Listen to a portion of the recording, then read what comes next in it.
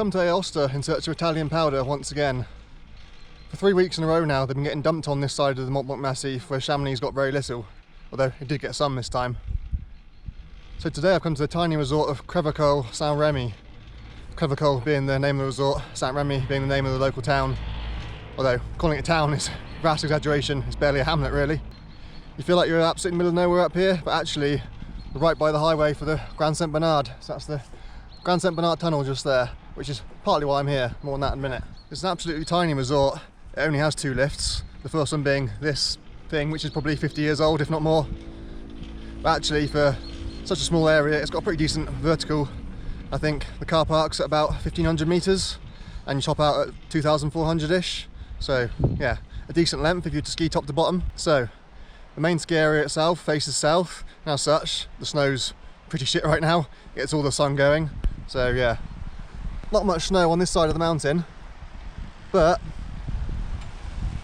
this area has a secret hidden gem. So the 2 chairlifts take you right to the top of this kind of almost conical shaped hill. From there, all the pistes come down this side, the south and east face, but if you ski over the backside, there's almost limitless acres and acres of untouched powder fields, and you can ski pretty much anywhere, wherever you want, until you hit the Grand Saint Bernard tunnel mouth. And from there, you can then follow the roof of the highway all the way back round to the front side of the mountain in a pretty much 180-degree arc, which takes you right back to the car park here. That's what I've come here for.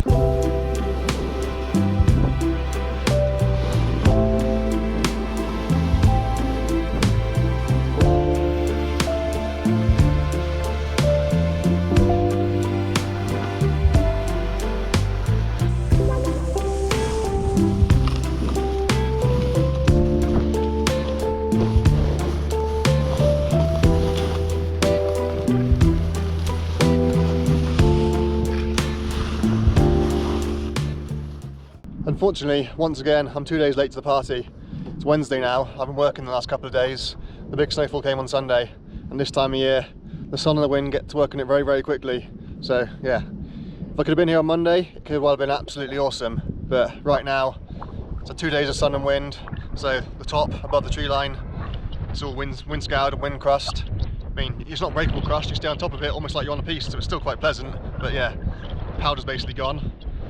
Once you reach the trees, you get, I don't know, 50, 100 metres or so of actually quite nice spring powder turns, and then it becomes very grabby, very slushy because it's so warm today. So yeah, missed the boat again unfortunately, but still, lovely little adventure, great place to explore. This place has got so much potential. I'll definitely be coming back here next year on a nice cold crisp powder day. But for now, keep lapping it till I get tired, and then sit in the sun, eat pizza and drink beer.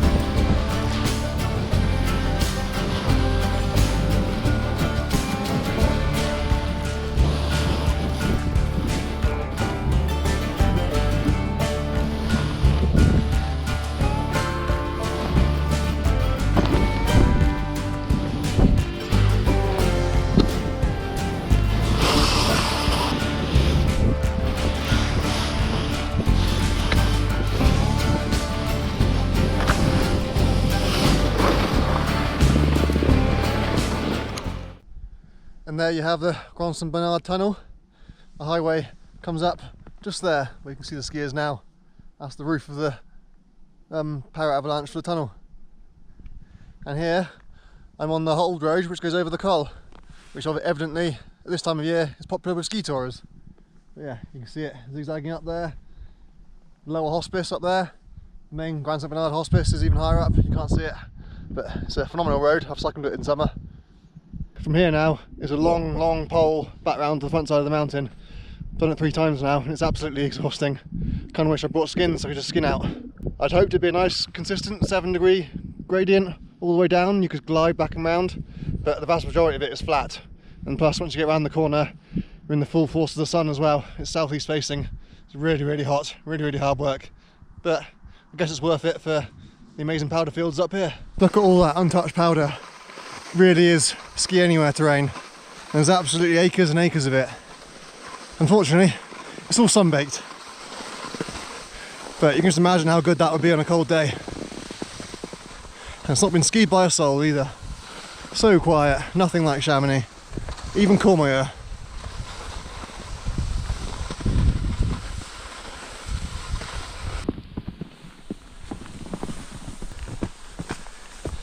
This is purgatory. Got 0 glide on a pair of fat powder skis with well scratched bases just sticking to the floor. And if anything, it's slightly uphill here. It's definitely not downhill.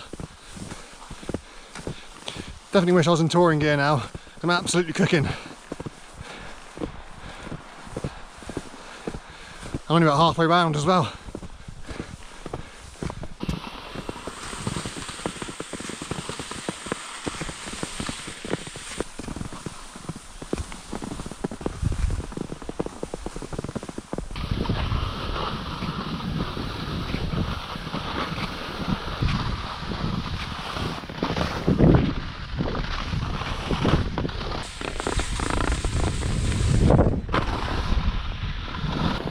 Just like that, you're back on the piste.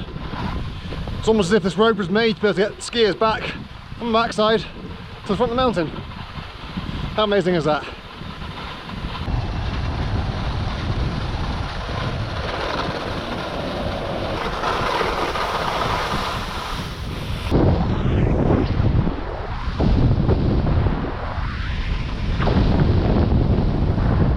For what it's worth, the front side of the mountain too would have tons of great skiing if you came here on a cold, crisp powder day. See, people had been here enjoying the powder a couple of days ago. But yeah, as I said, facing south, it very quickly gets sunbaked. And even though there'd been maybe 40 centimetres or more of snow here on Sunday, already after 2 days you can see it's melted pretty much back down to the base again on this side of the mountain. So yeah, that's the power of the sun at this time of year. It gets to work very quickly. At least this top lift is a bit quicker and a bit more modern than the bottom one. It's also a 3-man chair as well, instead of a 2-man. Not that it matters because there's nobody here. The piste up here actually look really nice. I've not come here to ski piste, I'm on the fat powder skis. But I should definitely have to do at least one top to bottom lap on the front side here and enjoy these pistes because it's just perfect corduroy and there's nobody skiing them. So yeah, might as well enjoy it. As the hill here is quite conical and the mountains surrounding it are not all that big compared to Chamonix standards, it gets a lot of wind. Basically all the wind coming from all directions will affect it up here. So when you are above the tree line, unfortunately, the snow does get very wind affected very quickly.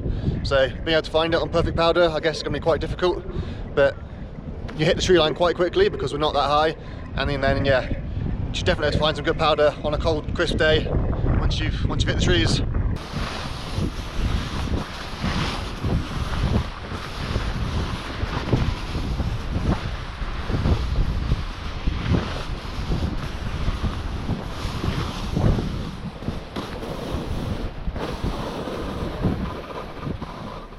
Well, that was certainly an adventure and it's one to come back to for sure. Sadly, the quality of the snow today didn't quite match the output and energy required to get back round the long traverse to the start again. So I've done a hell of a lot of sweating for not much reward, but still a good time. Had an explore. I've sussed everything out, so when I come back next time, be able to head straight to the good lines and I know where I'm going. So yeah, it was definitely worth the effort for that regard, at least anyway. But yeah, I shall have to come back next year when it's about -15 and hopefully the snow will be much better.